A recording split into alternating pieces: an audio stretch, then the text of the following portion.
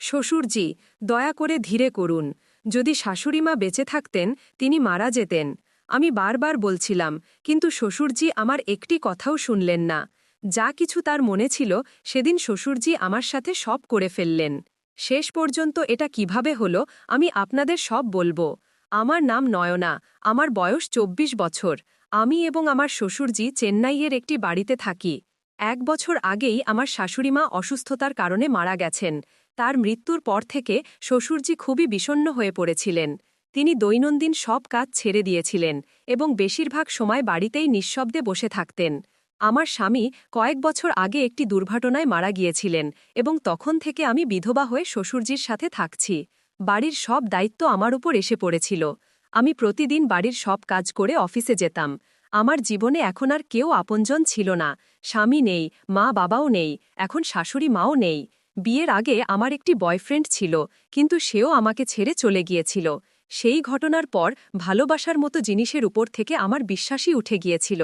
দেখলে মনে হতো আমার জীবনে শুধু অন্ধকারই ছেয়ে গেছে। শ্বশুরজির দুঃখ আমাকে খুবই পীড়া দিত।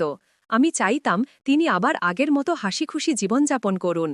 আগে তিনি তার বন্ধুদের সাথে দেখা করতেন, তাদের সাথে ঘুরতেন, কিন্তু শাশুড়ি মায়ের মৃত্যুর পর থেকে তিনি বাইরে যাওয়াই বন্ধ করে দিয়েছিলেন। সবচেয়ে বেশি হলে কোনায় সবজি কিনতে যেতেন, বাকি সময় টিভি দেখতেন। ক্রাইম স্টোরি তার প্রিয় প্রোগ্রাম ছিল। যখন আমি অফিস থেকে ফিরতাম তাকে সেখানেই প্রোগ্রাম দেখতে পেতাম। আমার কখনোই সেই প্রোগ্রাম পছন্দ হয়নি, কারণ সেখানে প্রতিবারই কোনো মেয়ের সাথে কিছু খারাপ ঘটত। আমি সবসময় ভাবতাম, আমি কি তাকে আবার আগের মতো বানাতে পারব? কি কোনো উপায় আছে যার মাধ্যমে তার জীবনে আবার রং ফিরিয়ে আনতে পারি? এক রাতের কথা, প্রায় ২টায় আমি পানি পান করতে উঠলাম। শ্বশুরজি ওপরের ঘরে ঘুমাতেন, আমি নিচের ঘরে ছিলাম। এমন সময় ওপর থেকে কিছু পড়ার শব্দ পেলাম। বাড়িতে সম্পূর্ণ অন্ধকার ছিল। আমি চমকে গেলাম। যদি আমি সরাসরি ওপরে চলে যেতাম শ্বশুরজি হয়তো জেগে যেতেন বা ভয় পেতেন। তাই আমি ধীরে ধীরে কোনো শব্দ না করে ওপরের দিকে গেলাম। দরজা একটু খোলা ছিল। আমি হালকা করে ধাক্কা দিয়ে ভিতরে তাকালাম। ভিতরে যা দেখলাম তা দেখে আমি হতবাক হয়ে গেলাম। শ্বশুরজি মোবাইলের টর্চ জ্বালিয়ে রেখেছিলেন এবং তার প্যান্ট সম্পূর্ণ নিচে ছিল। তার এক হাতে লম্বা একটি গাজর ছিল এবং অন্য হাতে মোবাইল। তিনি মোবাইলে ভিডিও দেখতে দেখতে সেই গাজরটি সামনে পিছনে করছিলেন। সম্ভবত সেই সময় বিছানার পাশে রাখা পানির গ্লাসটি তার হাতে লেগে পড়ে গিয়েছিল, কিন্তু তিনি সেই শব্দও শুনতে পেলেন না। তিনি এতটাই মগ্ন ছিলেন যে দরজা খোলার শব্দও শুনলেন না। শ্বশুরজি ভিডিও দেখতে দেখতে গাজরটি জোরে জোরে নাড়াচ্ছিলেন। সত্যি বলতে আমাকে সেখান থেকে চুপচাপ চলে যাওয়া উচিত ছিল, কিন্তু তাকে এমন করতে দেখে আমার একটা অদ্ভুত অনুভূতি হলো।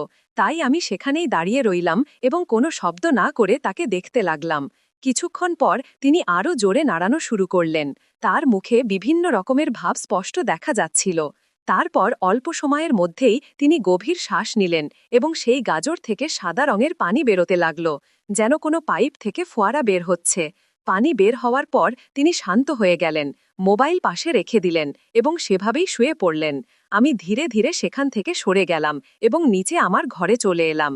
নিচে এসে যা দেখলাম এবং অনুভব করলাম তা বিশ্বাস করতে পারছিলাম না যে শ্বশুরজি এমন করতে পারেন। কিন্তু তারপর ভাবলাম যে এটা তো স্বাভাবিক, এতে বেশি কিছু ভাবার নেই। শ্বশুরজি একজন পুরুষ এবং যদি একজন পুরুষের শারীরিক ইচ্ছা পূরণ না হয় তাহলে এতে কি অন্যায় আছে? কোনো মেয়েকে শোষণ করার চেয়ে এটা তো ভালো নাকি? এমন ভেবে আমি এটাকে একদম ঠিক মনে করলাম। আমি আরও ভাবছিলাম যে ১.৫ বছর হয়ে গেছে, তিনি কিছুই করেননি, তাহলে তার ইচ্ছা তো থাকবেই, এতে খারাপ কি? এখন যদি তিনি কোনো নারীর শরীর পাচ্ছেন না তাহলে হাতেরই সাহায্য নিতে হবে নাকি? তিনি এতে আর কি করবেন? এই ভাবতে ভাবতে আমার মনে এই চিন্তা এলো যে এখন এর দ্বিতীয় উপায় কি? তখনই হঠাৎ আমার মনে পড়ল যে শ্বশুরজি তাদের গাজর নাড়ানোর সময় খুব খুশি দেখাচ্ছিলেন। আমি তাদের কখনো এত খুশি দেখিনি। তারপর আমার বিশ্বাস হলো এবং বুঝতে পারলাম যে শ্বশুরজি কি চান। এটাই সেই এক জিনিস যা তাদের আগের মতো আবার খুশি করতে পারে। আমি অনেকক্ষণ ধরে এই নিয়ে ভাবছিলাম যে আমি শ্বশুরজিকে কিভাবে খুশি রাখতে পারি। আমার কোনো উপায় মাথায় আসছিল না। যদি তাদের জীবনে অন্য কোনো মহিলা চলে আসে তাহলে তারা কত খুশি হবেন, এই ভাবতে ভাবতে আমি ঘুমিয়ে পড়লাম। পরের দিন সকালে শ্বশুরজি স্নান করতে গেলে আমি নাস্তা বানাচ্ছিলাম। হঠাৎ আমার কালকের দৃশ্য মনে পড়ল এবং মনে চিন্তা এলো যে একবার দেখি শ্বশুরজি মোবাইলে কোন ভিডিও দেখেন। সকালের সময় ছিল, শ্বশুরজি বাথরুমে ছিলেন এবং আমি রান্নাঘরে চা বানাচ্ছিলাম, কিন্তু আমার মন বারবার সেই রাতের দৃশ্যে চলে যাচ্ছিল।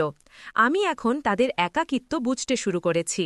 একজন মহিলা যখন একা হয় তখন সবাই তার দুঃখ বোঝে, কিন্তু একজন পুরুষ যখন একা হয় তখন তাকে শুধু শক্ত থাকতে হয়। ভেতর থেকে কতটা ভেঙে পড়েছে তা কেউ জিজ্ঞাসা করে না। আমি আস্তে করে শ্বশুরজির মোবাইল তুলে নিলাম। মোবাইল লক করা ছিল না। হিস্ট্রি খুললাম। তাহলে কিছু ভিডিও দেখলাম, কিছু ঠিক যেমন আমি রাতে দেখেছিলাম, কিন্তু তাদের মধ্যে কোনো জোড়াজড়ি বা অশ্লীল কথা ছিল না। সবগুলিতে কনসেন্ট, সফটনেস এবং ইমোশন ছিল। আমি অবাক হলাম, হয়তো তারা শুধু শারীরিক নয়, আবেগগত সংযোগও চাইছিলেন।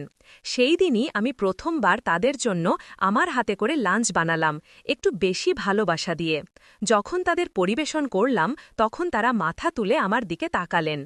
অনেক দিন পর তাদের চোখে একটু আলো ছিল। নয়না, তুমি খুব ক্লান্ত হয়ে যাও, একটু বিশ্রামও করে নাও, তারা বললেন। আমি হাসলাম, আপনার জন্য যা করি তা ক্লান্তি মনে হয় না। তারা কিছু বললেন না, শুধু একটি দীর্ঘশ্বাস ফেললেন। হয়তো তাদের মনেও কিছু চলছিল। সেই রাতে আমি নিজেকে প্রশ্ন করলাম, আমি কি তাদের আবার বেঁচে থাকার কারণ দিতে পারি? এবং সেই কারণ কি আমি নিজেই হতে পারি? এই প্রশ্নগুলিতে ঘেরা আমি সেই রাতে ঘুমিয়ে পড়লাম। পরের দিন সকালে আমি রান্নাঘরে চা ফুটাচ্ছিলাম, কিন্তু আমার মন সেখানে ছিল, ওপরের ঘরের দিকে। শ্বশুরজি স্নান করতে গিয়েছিলেন এবং তাদের মোবাইল নিচে টেবিলে রাখা ছিল। হৃদয় দ্রুত স্পন্দিত হচ্ছিল, কিন্তু হাত নিজে থেকেই সেই ফোনের দিকে বাড়ল। ফোন আনলক ছিল। সরাসরি ভিডিও প্লেয়ারে গেলাম এবং সেখানেই কিছু নাম দেখলাম। রোম্যান্টিক স্টোরি, শ্বশুর বউ রোমান্স, বাবা মেয়ের গল্প। এটি দেখে আমার শ্বাস আটকে গেল। 1 সেকেন্ডের জন্য মনে হলো যেন কেউ আমার পেটে কিছু ভারী রেখে গেছে। কিন্তু আশ্চর্য ছিল যে কোনো অশ্লীল বা জোড়াজড়ির দৃশ্য ছিল না। যে ভিডিওগুলি ছিল সেগুলিতে মহিলাকে সম্মান দেওয়া হয়েছিল, তার ইচ্ছা জিজ্ঞাসা করা হয়েছিল। শ্বশুরজি শুধু তাদের অনুভূতির জন্য এটি সব দেখছিলেন, কোনো কামনার জন্য নয়। আমি ফোন বন্ধ করে দিলাম, কিন্তু মাথা এখন প্রশ্নে ভরে গেছে। তারা কি আমার মধ্যেই এটি সব দেখতে শুরু করেছেন? তারা কি আমাকে একজন মহিলা হিসেবে অনুভব করতে শুরু করেছেন? এবং সবচেয়ে বড় প্রশ্ন, আমি কি তাদের জন্য কিছু অনুভব করতে শুরু করেছি? সেই সন্ধ্যায় যখন আমি অফিস থেকে ফিরলাম, শ্বশুরজি সব সময়ের মতো টিভির সামনে ছিলেন। আমি গিয়ে তাদের হাত স্পর্শ করলাম। আপনি আজ কিছু খেয়েছেন কি? তারা চমকে না গিয়ে শুধু বললেন, তোমার হাত খুব গরম, সব ঠিক আছে তো? আমি প্রথমবার তাদের চোখে সরাসরি তাকালাম। না, কিছু ঠিক নেই। তারা একটু ঘাবড়ে গেলেন। কি হয়েছে? আমি বললাম, কাল রাতে আমি আপনাকে দেখেছিলাম। ওপরে একদম নিস্তব্ধতা ছড়িয়ে পড়ল। তাদের মুখ থেকে রক্ত সরে গেল। তারা মৃদু স্বরে বললেন, আমি ক্ষমা চাইছি বেটা। আমি তাদের কথা মাঝেই কেটে দিলাম। আপনাকে আমার কাছে ক্ষমা চাইতে হবে না। এখন তারা আমার চোখে তাকানোর সাহস পাচ্ছিলেন না। আমি আস্তে করে তাদের হাত ধরে বললাম, আপনি মানুষ এবং মানুষের প্রয়োজন আছে। আমি বুঝতে পারি শ্বশুরজি, এবং হয়তো আমি একা নই এখানে যে এই সব অনুভব করছি। তারা চমকে আমার দিকে তাকালেন। আমি হেসে বললাম, আমরা দুজনেই একা। আমরা কি একে অপরের সহায় হতে পারি না? এক মুহূর্তের জন্য তারা সম্পূর্ণ নীরব হয়ে গেলেন। তারপর খুব মৃদু কণ্ঠে বললেন, নয়না, এই পথ খুব কঠিন। লোকেরা কি বলবে? আমি তাদের আঙুল আরও শক্ত করে ধরে বললাম, লোকেদের বাঁচতে হবে না, আমাদের বাঁচতে হবে। সেই সন্ধ্যায় যখন আমি তাদের হাত ধরলাম তখন তারা ঝটকা করে সরিয়ে নিলেন না, বরং কয়েক সেকেন্ডের জন্য থেমে গেলেন। তাদের হাতের তাপ আমার আঙুলের সাথে কথা বলছিল। আমার ঠোঁটে হালকা হাসি ছিল, কিন্তু হৃদয় দ্রুত স্পন্দিত হচ্ছিল। তারা কিছু বলতে যাচ্ছিলেন, কিন্তু শব্দ যেন গলায় আটকে গেল। আমি আস্তে করে বললাম, সত্যি বলুন, যখন সেই দিন আপনি আমাকে প্রথমবার শাড়িতে দেখেছিলেন তখন কি আপনার কিছু অনুভূতি হয়েছিল? তিনি চোখ নিচু করলেন, তারপর খুব ধীরে বললেন, প্রতিদিন নয়না, প্রতিদিন। আমি নিজেকে থামাই, কারণ তুমি আমার ছেলের। আমি তাদের মুখ আমার হাতের তালুতে নিলাম। আমি এখন শুধু কারো বিধবা নই, আমিও একজন মানুষ, একজন নারী, আর এখন আমি শুধু একা থাকতে চাই না। তিনি আমার চোখে তাকিয়ে কিছু খুঁজছিলেন, হয়তো অনুমতি, হয়তো ক্ষমা। আমি এগিয়ে গিয়ে তার হাত আমার পেটের ওপর রাখলাম। এখানে এখানে এখন কোনো বোঝা নেই। এখন যাই হোক তা নিজের ইচ্ছায় হবে। তিনি কম কম পেয়ে গেলেন। নয়না, তুমি। আমি আবার তার কথা কেটে দিলাম। এখন তুমি নও, শুধু আমরা। আমি প্রথমবার তার বুকের সাথে লেগে আমার মনের সব বোঝা ঝেড়ে ফেললাম। রাত 11:30 বাজে, বাড়ির লাইট নিভে গিয়েছিল। আমরা দুজন নিঃশব্দে নিজ নিজ ঘরে ছিলাম, কিন্তু ঘুম ছিল না আমার না তার। কিছুক্ষণ পর ওপরে থেকে তার পায়ের শব্দ এলো। দরজা খুলল না, শুধু একটু টোকা। আমি দরজা খুললাম। তিনি সেখানেই দাঁড়িয়েছিলেন, একটি সাদা কুর্তা, চপ্পল ছাড়া, যেন কিছু বলতে এসেছেন আর পথে ভুলে গেছেন। আমি কিছু না জিজ্ঞাসা করে তাকে ভিতরে রাখলাম। ঘরে শুধু একটি ছোট নাইট লাইট চলছিল। আমি ধীরে জিজ্ঞাসা করলাম, চা বানাই? তিনি বললেন, আজ কিছু অন্য চাই, গরম, আত্মীয়তার। আমি উত্তর না দিয়ে তার আঙুল ধরে তাকে বিছানার দিকে নিয়ে গেলাম। তার হাত কাঁপছিল। আমি বললাম, ভয় পাবেন না। আমি চাই আজ আপনি শুধু নিজের জন্য বাঁচুন। আমি তার মুখে হাত বুলালাম। বুড়ো ভাঁজে এক ব্যথা ছিল, একাকিত্বের, অপরাধবোধের আর কোথাও লুকিয়ে থাকা আশার। আমি তাকে আমার দিকে টেনে নিলাম। প্রথমবার আমাদের শ্বাস একে অপরকে অনুভব করছিল। তার ঠোঁট আমার কপালে ছুঁয়ে থেমে গেল। তারপর বললেন, নয়না, যদি আমি পথভ্রষ্ট হই? আমি চোখ বন্ধ করে বললাম, পথভ্রষ্ট হওয়াও মাঝে মাঝে প্রয়োজন, জীবন আবার অনুভূত হয়। ঘরটি ছোট ছিল। দেয়ালে অর্ধেক জ্বলা বাল্বের হালকা হলুদ আলো ছিল, যা সবকিছুকে নরম করে দিচ্ছিল। ঘরে নিস্তব্ধতা ছিল, কিন্তু আমাদের ভিতরে অনেক শোরগোল হচ্ছিল। শ্বশুরজি আমার সামনে দাঁড়িয়েছিলেন। তার চোখে সংকোচ ছিল, কিন্তু হাতে এক অজানা অস্থিরতা। আমি ধীরে তার কুর্তার বোতামে আঙুল রাখলাম। যদি আপনি চান, না বলতে পারেন। তিনি কিছু বললেন না, শুধু একটি নিঃশ্বাস ফেললেন এবং চোখ বন্ধ করলেন। প্রথম বোতাম খুলল, তারপর দ্বিতীয়, তারপর তৃতীয়। তার বুকের কুচকানো ত্বক আমার সামনে ছিল, কিন্তু তাতে দুর্বলতা ছিল না, তাতে একাকিত্বের গল্প লুকিয়েছিল। আমি হালকা করে আমার হাত তার বুকের ওপর রাখলাম। তিনি কেঁপে উঠলেন। আপনি কাঁপছেন? আমি ধীরে বললাম। তিনি ধীরে আমার হাত ধরে বললেন, তোমার কাছে আসা কি গুনহা নয়? আমি তার চোখে আশা তাকিয়ে গুনাহ হয়? উত্তর দিলাম, তাহলে হ্যাঁ, যদি ভালো আমি এই গুণা প্রতি রাত করতে চাই। আমি আমার শাড়ির পিন খুলে দিলাম।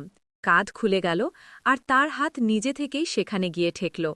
তার বুড়ো আঙুল আমার গলার রেখা স্পর্শ করল। তোমার গন্ধ, তিনি ধীরে বললেন। অনেক দিন পর কোনো মানুষের গন্ধ অনুভব করছি। এখন তার ঠোঁট আমার গলায়। ধীরে ধীরে কাঁপতে কাঁপতে তিনি আমার ত্বক অনুভব করছিলেন, যেন আমার একাকিত্বের প্রতিটি কোণ থেকে পান করতে চাইছেন।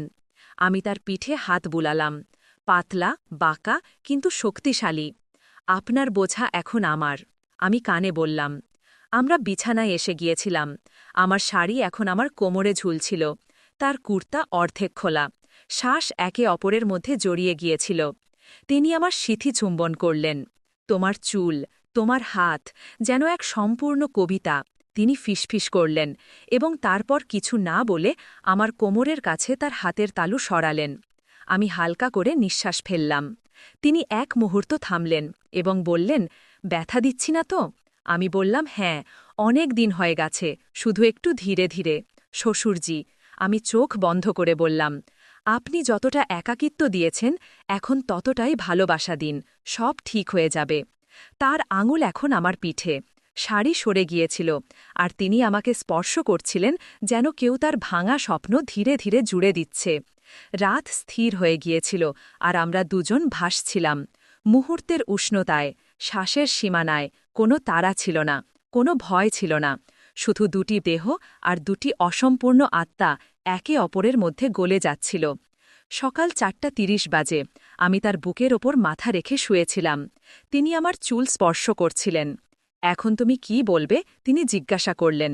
আমি হালকা হাসি দিয়ে বললাম, যাই বলি না কেন, আমি এখন আর একা বলে পরিচিত হব না। সকালের হালকা রোদ্দুর জানালায় ছড়িয়ে বিছানায় এসে পড়ছিল। ঘরে তখনও গরম ভাব ছিল, সেই গরম ভাব যা এক রাতে দুটি অসম্পূর্ণ জীবনকে সম্পূর্ণ করে দিয়েছিল। নায়না তার বুকের ওপর মাথা রেখেছিল, আর তিনি তার চুলে আঙুল বুলিয়ে দিচ্ছিলেন। কেউ কিছু বলছিল না, কারণ যা বলার ছিল তা সবই নীরবতায় বলা হয়ে গিয়েছিল। কিছুক্ষণ পর তিনি আস্তে করে বললেন, আমি এই জীবনে অনেক কিছু হারিয়েছি, কিন্তু এখন মনে হচ্ছে হয়তো শেষ পর্যন্ত কিছু পেয়েও থাকতে পারি। নায়না হেসে বলল, আমরা একে অপরের মধ্যে সেই অংশটি পেয়েছি যা আমরা নিজেদের মধ্যে হারিয়ে ফেলেছিলাম। তারপর দুজনেই একে অপরের চোখে তাকিয়ে শুধু এতটুকু বলল, এখন আমরা অসম্পূর্ণ নই, এখন আমরা শুধু আমরা। বাইরে পৃথিবী তখনও সেখানেই ছিল, গোলমাল, মানুষ, কথাবার্তা। কিন্তু তাদের ঘরে ছিল একটি নতুন সকাল, যেখানে কোনো সম্পর্ক নামের মুখাপেক্ষী ছিল না, ছিল শুধু অনুভূতির। কখনো কখনো সম্পর্ক সমাজ থেকে নয়, প্রয়োজন থেকে জন্ম নেয়, এবং তা কোনো নামে নয়, শুধু একটি স্পর্শে সম্পূর্ণ হয়ে যায়। যদি আমার গল্প তোমার মধ্যে কিছু জাগিয়ে তোলে, তাহলে এমনি চুপচাপ দেখো না, একটি তীব্র লাইক দিয়ে দাও, সাবস্ক্রাইব এমনভাবে চাপ দাও যেন আমাকে স্পর্শ করছো। আর হ্যাঁ, যদি শেয়ার করতে ভুলে যাও, তাহলে এই গল্পটি তাদের কাছে পৌঁছাবে না যাদের এটি সবচেয়ে বেশি প্রয়োজন। তাই দ্রুত শেয়ারও করে দাও। দেখা হবে একটি নতুন গল্প নিয়ে। ধন্যবাদ।